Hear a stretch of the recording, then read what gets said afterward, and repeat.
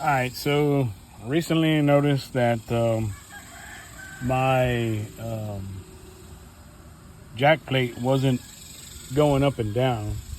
Had an issue before, and my solenoids, the relay solenoids, I went ahead and moved them because they used to be back here in this compartment, and some moisture would get in there and it corrode them up. So the easiest I found to do was to relocate them.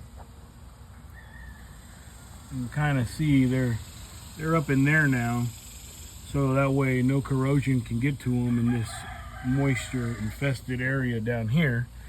And just use the same two wires that come, which is right here, you're up and down, and technically it's just a momentary switch that you're reversing, right, for the motor.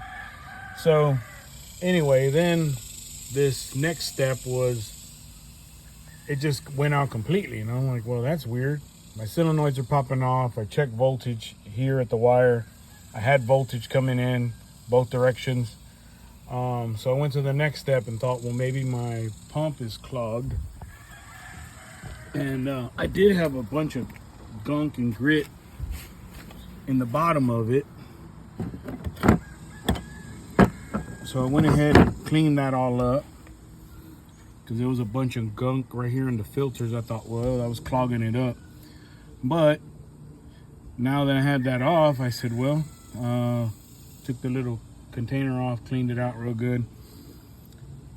Tried it again, and then no go. I mean, here it is, just the motor by itself. Here the relay's clicking, but no juice. So I ended up finding, by the way, it's a bobsmachine.com motor.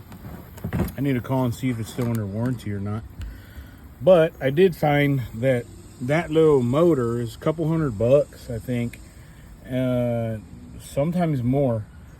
But I found the identical.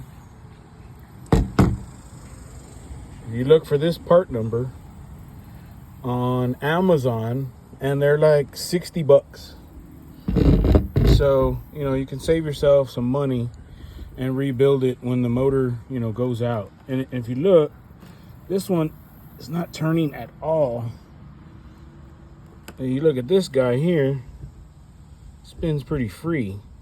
So it's telling me something internally is wrong with that motor, that it's locked up. So I'll go ahead and swap this out, put it all back together, and get this jack plate moving again. Just luckily when it went out, I was at the perfect setting over there, like on 3, so didn't have to worry about getting hung up anywhere. So anyway, let me swap it out and I'll get back to you. Here's another tip I do when I crimp these on. They have the heat shrink already on here, but I also throw another one over it, just because sometimes your crimper can get a little too deep and cut into that, and it'll start to corrode it. So I'd rather double protect it, and that way I don't have to ever worry about it until the motor goes out, I guess.